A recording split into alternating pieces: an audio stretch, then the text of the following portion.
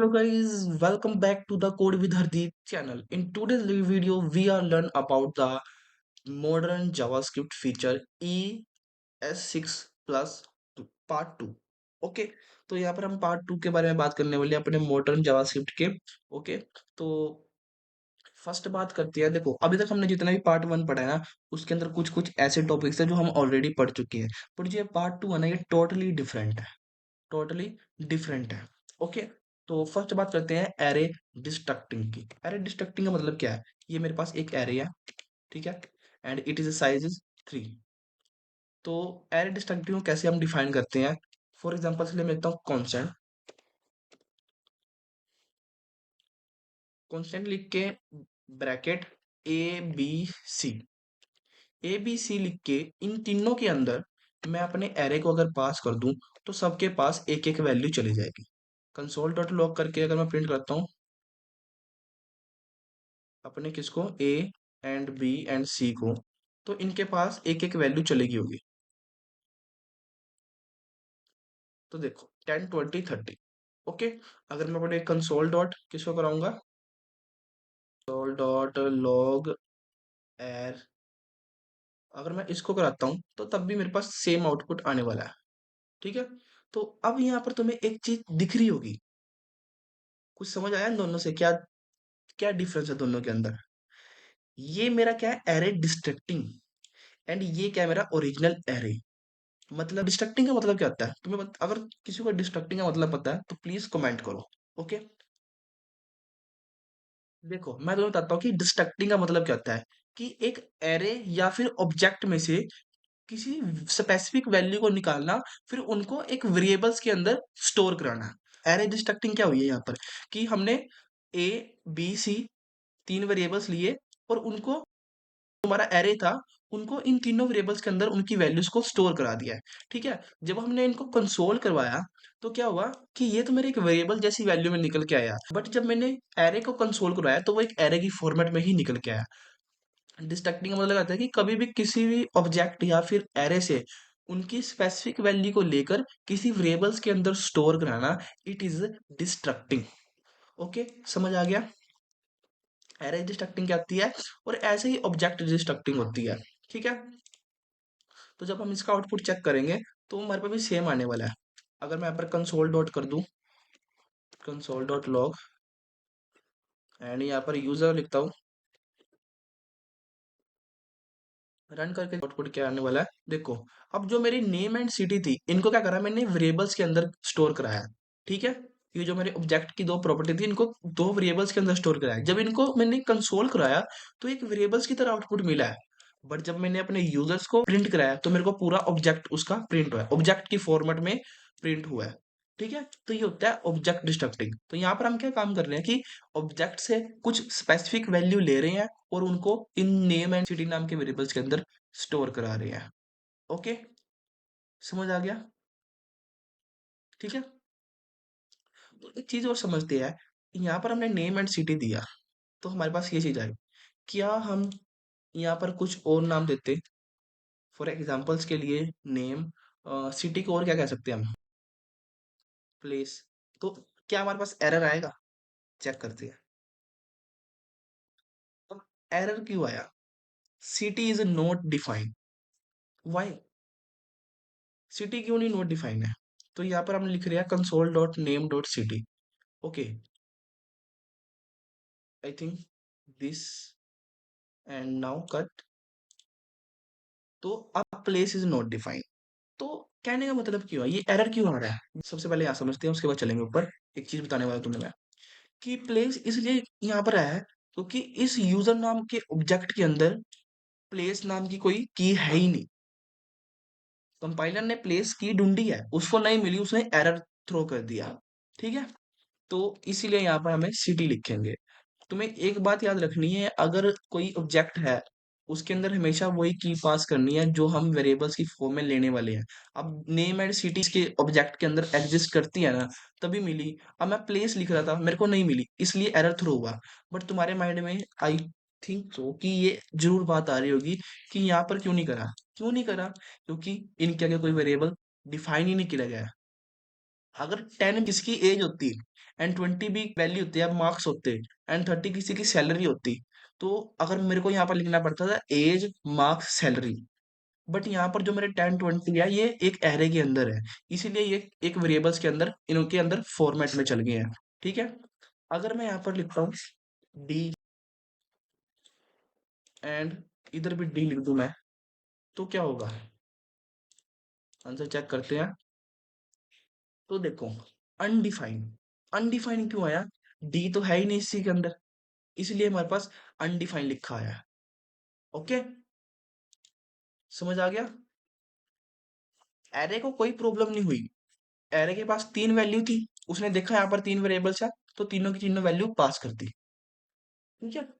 तो ये होता है, बट यहाँ पर तो ये है ना, नेम एंड सिटी, ये तो इसके अंदर एग्जिस्ट करते हैं ना, हम तो कोई ऐसे वेरिएबल्स को लगा रहे थे कि जो इसके अंदर एग्जिस्ट नहीं कर रहे हैं। ठीक है, तो ये थोड़ा डिफरेंस आपको समझना पड़ेगा। एंड सेपरेट ऑपरेटर्स क्या होता है, ये भी काफी इंटरेस्टिंग है। सेपरेट ऑपरेटर्स क्या होता है? देखो, मैं लिखता हूँ यहाँ पर कॉन्स्टेंट नम्स। नम्स लिखा जैसे मैंने, ओके, न्यू नम्स। ओके, तो न्यू नम्स लिखने के लिए हमें यहाँ पर एक चीज लिखनी पड़ेगी। न्यू नम्स के बाद dot dot, okay here is array, dot new for 5, 4 5 लिख दिया आपने। एंड कंसोल कराते हैं डॉट लॉग को न्यू नम। जैसे ही हमने न्यू नम्स को कंसोल कराया, तो अब क्या होगा? 1 2 3, 1 2 3, देखो, कंसोल डॉट लॉग। तो यहाँ पर एक बैकटिक का यूज करते हैं, लिखते हैं कि before separate operator nums. Okay, and इसको कॉपी करते हैं, यहाँ लिखते हैं आफ्टर। तो अब तुम्हें आंसर ना समझ आ जाएगा कि क्या है। तो अब देखना तुम क्या आता है इसका आउटपुट। कट करते हैं। ओके, क्या कह रहा है कि 4 is a not defined, why?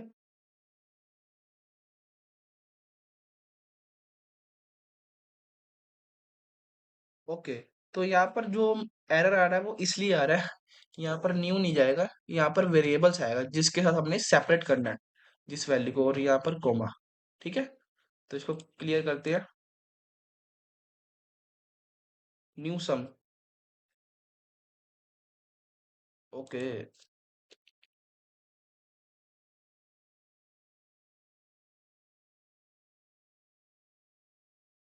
तो अब तुम आउटपुट चेक करो।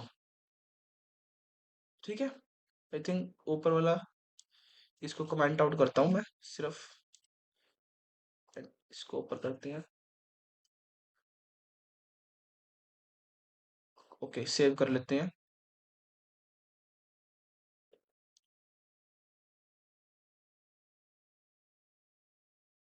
अब ठीक है। तो अब तुम देखो, जो हमारा सेपरेट ऑपरेटर क्या काम करता है कि बिफोर सेपरेट ऑपरेटर से 1 2 3 था, आफ्टर जब हमने सेपरेट ऑपरेटर लगाया तो 1 2 3 4 5 हो गया। कहने का मतलब क्या है कि डॉट डॉट डॉट, उसके बाद हमने नम्स लिखना है, वो एरे लिखना है जिसके अंदर हमने सेपरेट करना है कुछ चीज को, फिर उसके बाद वो वैल्यू जो हम चीज हमने सेपरेट करना चाहते हैं। ओके, तो ये होता है काम। समझ आ गया कि सेपरेट ऑपरेटर क्या काम करता है? Okay, and last is a rest operator grouping remaining values, मतलब कि बची हुई वैल्यू को ग्रुप में डालता है। क्या मतलब है इसका? ओके, अभी इसको समझते हैं, कहने का क्या मतलब है इसका। मतलब कि देखो, सिंपल सी बात है कि जो हमारी वैल्यू बची हुई है, ठीक है, उनको क्या करेगा, एक एरे के अंदर डाल देगा। मैं तुम्हें समझाता हूँ, इसको क्लियर करते हैं एंड इसका आउटपुट चेक करो। देखो, अब यहाँ पर कुछ चीज थी कि ए एंड बी के अंदर तो 1 2 गया, बट जब हमने डॉट डॉट डॉट रेस्ट लिखा, तो जो ये रेस्ट है ना, इसको क्या कर दिया इसने, एक एरे बना दिया। ठीक है, समझ आ गया कि डॉट डॉट लिखने से एरे बना दिया इसने। ओके, इसको थोड़ा और इजी समझने के लिए मैं तुम्हें एक इजी लैंग्वेज में समझाता हूँ। देखो, यहाँ पर क्या है, ये आर्ग्यूमेंट है। ठीक है, इस फंक्शन के क्या है, एक आर्ग्यूमेंट है। ओके, तो देखो 1 2 एंड बाकी जितने भी इसके अंदर रिमेनिंग बचे हुए आर्गुमेंट है, उनको एक एरे के अंदर पैक कर देगा। ठीक है, जब कंसोल डॉट लॉग हुआ, हमने यहाँ पर 5 वैल्यू भेजी, तो जो 1 है वो ए के अंदर स्टोर हो गया, 2 है वो बी के अंदर, बाकी जितनी पीछे वैल्यू बची थी उसको एक एरे के अंदर पैक कर दिया गया। अगर मैं यहाँ पर लिखता हूँ 5 के बाद 6 7 8 9 एंड 10, तो अब सिर्फ 1 एंड 2 को छोड़कर मेरी सारी वैल्यू एरे के अंदर पैक कर दी जाएगी। इसका तुम्हें मैं आउटपुट दिखाता हूँ। इसको मैं थोड़ा सा बड़ा करता हूँ। तो देखो, 1 2 को छोड़कर 3 4 5 6 7 8 9 सारे एरे के अंदर पैक कर दिए गए हैं। अगर मैं यहाँ पर लिख दूँ सी सी, तो सी को छोड़ देंगे 4 5 6 को। ठीक है, समझ आ गया क्या काम करता है हमारा रेस्ट ऑपरेटर। ठीक है, तो ये काफी इंपॉर्टेंट चीजें हैं और इसका यूज हम करेंगे प्रोजेक्ट्स के अंदर। ओके, आई होप आपको डिस्ट्रक्टिंग स्प्रेड रेस्ट समझ आया होगा। तो अगर वीडियो अच्छी लगी हो तो प्लीज वीडियो को like share comment and subscribe कर लो चैनल को। मैं मिलता हूँ एक न्यू वीडियो के साथ, तब तक के लिए keep coding and keep learning.